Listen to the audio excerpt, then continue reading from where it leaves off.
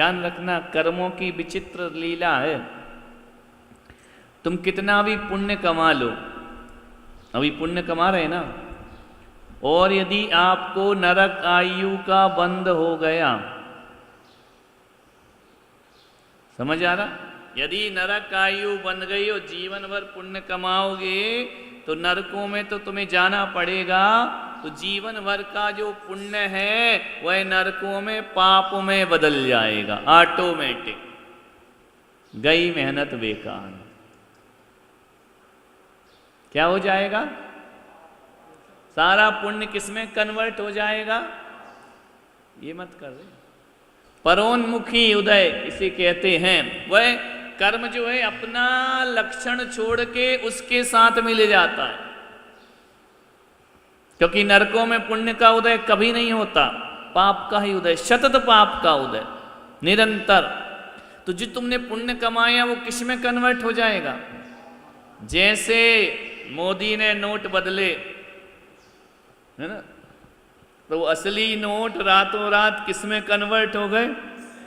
न कागज हो गए, कोई कीमत नहीं उनकी। समझ में आ रहा? एक आदेश में सारे नोट किसके बन गए? वो कल तक नोट थे, आज क्या हो गए? कागज हो गए। तो वैसे ही नरकों में जब ये जीव जाता है तो सारा पुण्य काय में बदल जाता है? पापों में। और यदि किसी ने देवायु का बंध किया है और जीवन भर इतना पुण्य नहीं कर पाया लेकिन स्वर्ग चला गया, तो सारा पाप किस में कन्वर्ट हो जाएगा? पुण्य।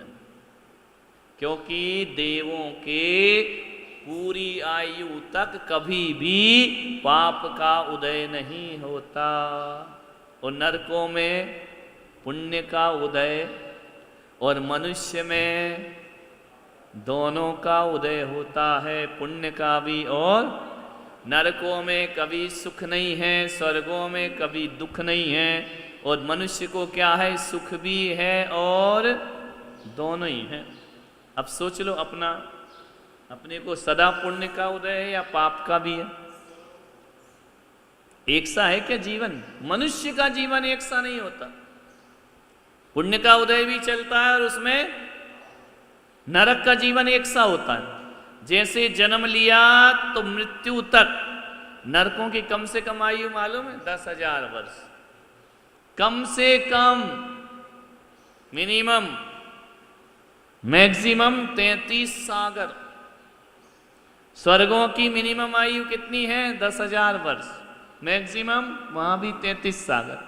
तो जिस समय आपका नरक में जन्म हुआ तो जो दुख है ना, वह निरंतर दुख का उदय रहेगा 10,000 वर्ष तक, और स्वर्गों में 10,000 वर्ष तक, ये सैद्धांतिक बातें, सुखी सुख का उदय रहेगा। और मनुष्य चाहे 1 करोड़ वर्ष की आयु ले आए, चाहे वह 10 वर्ष की ले आए, 1 साल की ले आए, उसके एक कर्म का उदय कभी नहीं रहेगा। पुण्य का भी उदय रहेगा और पाप का। कभी पुण्य का उदय बढ़ जाता है तो पाप का घट जाता है, कभी पाप का बढ़ जाता है तो पुण्य का घट जाता है। इसलिए कह रहे हैं कि पुण्य करते रहो।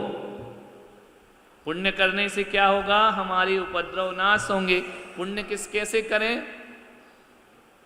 जासो पूजो परम पद देव शास्त्र। इस पूजा से पुण्य लगता है। कोई पूजा से क्या होता है? पुण्य लगता है। पुण्य से क्या होता है? पाप क्षय नहीं होता पुण्य से।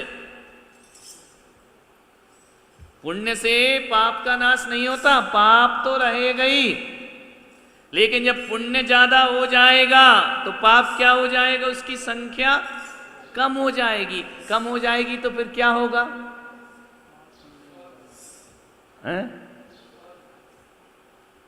अधिक वाला कम वाले को अपना जैसा बना लेगा। कहते हैं भाई उसके पास बहुमत है, थोड़ा डर के रहो, है ना, उसके पास भीड़ है, ताकत है। तो पुण्य की ताकत बढ़ेगी तो पाप की ताकत क्या होगी? कम होगी। तो वो मरियल सा पुण्य पाप हो जाएगा। वो फल तो देगा लेकिन ऐसे चुटपुट देगा, ज्यादा बड़े नहीं देगा। समझ में आ रहा? चोर, लुटेरा और डाकू 3 लोग होते हैं। तीनों में क्या अंतर? चोर कौन होता है, लुटेरा कौन होता है, डाकू कौन होते हैं? जो नजर बचा के उठाए वो चोर। सो रहे हो चुपचाप, पैसे निकाल लिए, सामान उठा के ले गए वो चोर। लुटेरा जो छल से लूट ले, मीठा मीठा बोल के, छल कपट करके कि लाओ तुम्हारा पीतल दे दो हम सोना बना देंगे। लुट गई लुट गई लुट गई, दे दिए सोने के आभूषण, तो पता चला वो हाथ का भी गया। डाकू कौन होते हैं?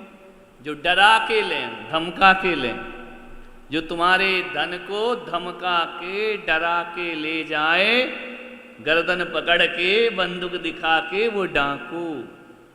जो नजर बचा के ले जाए वो चोर, और जो छल कपट से लूटे वो लुटेरा।